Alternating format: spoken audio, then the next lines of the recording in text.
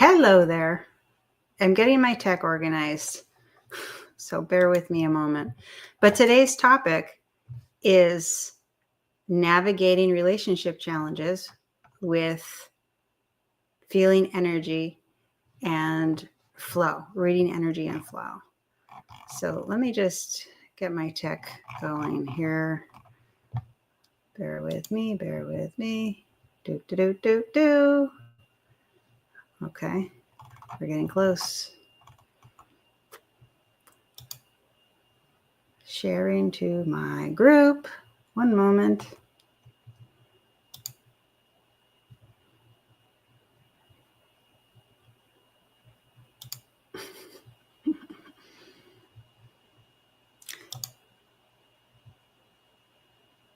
Okay, thank you for bearing with me. We are good. We're there. Okay, let me just move this over here. Alrighty, great. So navigating relationship challenges with reading energy and flow. This is, I think, a tremendously interesting topic. And this is actually really the heart of what I help people with as a coach. I'm Shauna White, heartfelt intimacy coach, helping people to ascend to higher levels of fulfillment, harmony, and connection in their relationships by teaching people the ins and outs of energy flow, intimacy, dynamics, which is my personal system that I mapped all this stuff out with. So this talk today is inspired by a woman that I was interacting with in another group who had this crazy thing happen with her husband.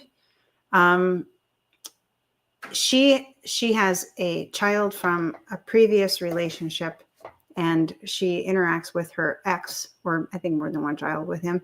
She interacts with her ex because they are both parents of those two children. And then she has her husband now, who she has, to my understanding, a pretty good relationship with, and they have a child of their own. But her husband does not like her ex. He doesn't think well of that man, and he has chosen to be rude to him, she says, which, not an impressive decision from my point of view for him to make. But I don't know all the details. I don't think it ever makes sense to just choose to be rude to somebody as a policy. But in any case, here's what happened. This is what prompted her to write the post. She was going to call her ex about something, which is normal business in co-parenting. And she got a feeling not to place the call, excuse me, in front of her husband. And, but then she was like, well, screw that. I'm not going to hide this from him. I'm not going to do this in secret. So she went ahead and placed the call. And he actually had an outburst of a type where he said, if you ever call that guy in front of me again, I'm going to throw your phone out the window. And then her call went to voicemail. I mean, the call to the ex went to voicemail, and her husband actually did throw her phone out the window. And now she's a little freaked out about how her husband behaved. And I can completely understand that, because that's a little freaky. And now he says it was a joke and whatever. That's what she wanted input on that. But what stood out to me from reading her post was this. Holy crap, this woman has she got a very clear intuitive signal in that moment. And good for her. Like, her intuition was like, don't place this call in front of your husband right now. I mean, I'm gathering that this was not an ongoing issue. This was a new issue. The ongoing thing was the husband doesn't like the ex-husband. But the idea that she shouldn't place a call to that guy with her husband around was a completely new thing. That's not a thing that's been going on in their relationship over time. But on this day, her intuition said, don't do that. But she was like, I'm not going to be secretive, which is a very healthy attitude and policy to have in your relationship, to not hide things, not be secretive, not like go behind closed doors to do certain things. So that was a very reasonable response. However, what she didn't notice was that in that moment, her intuition was saying, in this particular moment, the way the energy's going, this is not the right move. And that's not about a policy in relationship. That's just about feeling flow. Anytime you don't feel flow and move in, or you do feel flow, or you do feel that intuitive hit, but you do something against it, you do the opposite, you do different than what it told you to do, you are forcing instead of flowing. And again, even if she listened to her intuition in that moment and didn't place the call at that moment, or went in the other room to place the call, I am not saying that she should accept a policy for herself or with her husband, that she should do that behind closed doors all the time and that it should be a secret. I'm not saying that. But what's really cool is that she got this clear intuitive hit about how to move in that moment. And then the way it went was she didn't listen. She did the opposite. And we know why, because she felt like, I'm not going to hide this. That's not the right thing.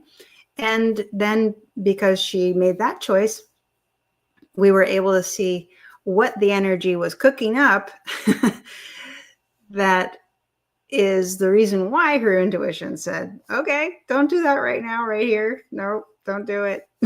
She did it anyway. And then we get the validation or the confirmation of what the intuition was all about. So that's kind of how it works. You get an intuitive hit, and either you listen to it or you don't. If you listen to it, you get to see how things play out when you listen to it. If you don't listen to it, you get to see how things play out when you don't listen to it. And both are learning experiences. And sometimes we don't get a confirmation. Sometimes we listen to it and things go really seamlessly. And we're like, well, I don't know. I had an intuitive hit. I listened to it. Things are fine. And we don't actually know what it was that we avoided. Yeah. So, and then the other thing, I mean, it's not so easy listening to intuition and in an accurate way, because our thoughts get in the way. That's what happened with her. Our emotions get in the way. Emotions come in on the same frequency, the same, so to speak, radio channel. If all the different awarenesses that are available to us come in on different channels, emotion and intuition come in on the same channel. So emotion can be like the static on the channel that makes it so we can't hear the signal, the intuitive signal. So there's a lot of, and relationship can get very emotional because it's so important to us to really we want to experience love with somebody.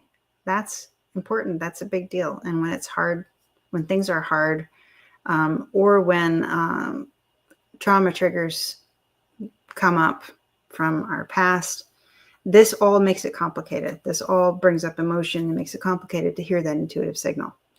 But that, in that moment, that was like the big thing. I mean, she's posting because she's like, what do I do about my husband? I mean, he did this crazy thing. And yeah, that's something to be like, okay, what do I do about my husband?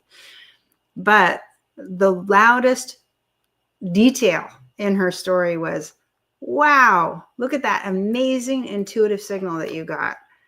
Because listening to our intuition and reading energy is how we can step into flow in our relationship and allow the way that flow moves to start to open up harmony, deeper, more rich harmony in our relationship, and deeper, more rich connection. So it's really all about energy. A lot of people experience